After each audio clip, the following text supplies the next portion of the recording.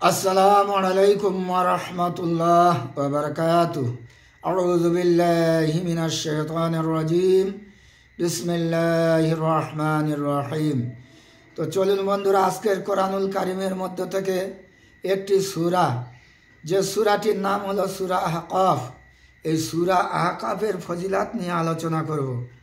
এই সূরা আহকাফ যে সমস্ত অনেকের বাড়িতে দেখবেন জিনের রোগী, জিন কোনো মতে সেই রোগীর কাছ থেকে কেউ সরাতে পারে না, এমন ব্যক্তি যদি থাকে, কোনো মেয়ে ছেলে হোক বেটা ছেলে হোক, সূরা এই আহকাফ পাঠ করে তার উপরে যদি দম করা হয়, তো সেই যত বড় জিন হোক সে জিন দূরীভূত হয়ে যাবে। এবং আরও অনেক নিয়ম আছে, ইনশাল্লাহ পরস্পর বলছি।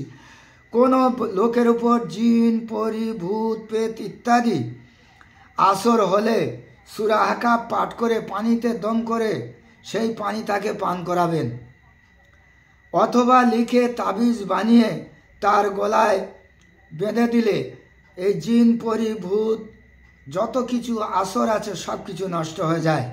এই তাবিজ সঙ্গে থাকা পর্যন্ত তার আর কোনো দিন আসর করতে পারবে না। তাহলে বন্ধুরা, সূরা আহকাফ এর ফজিলাত একটিই ফজিলাত, বিশেষ করে জিনের রোগীদের জন্য খুব উপকারিতা। আল্লাহ পাক আমাদেরকে আমল করার তৌফিক দান করুন, আল্লাহুম্মা আমিন।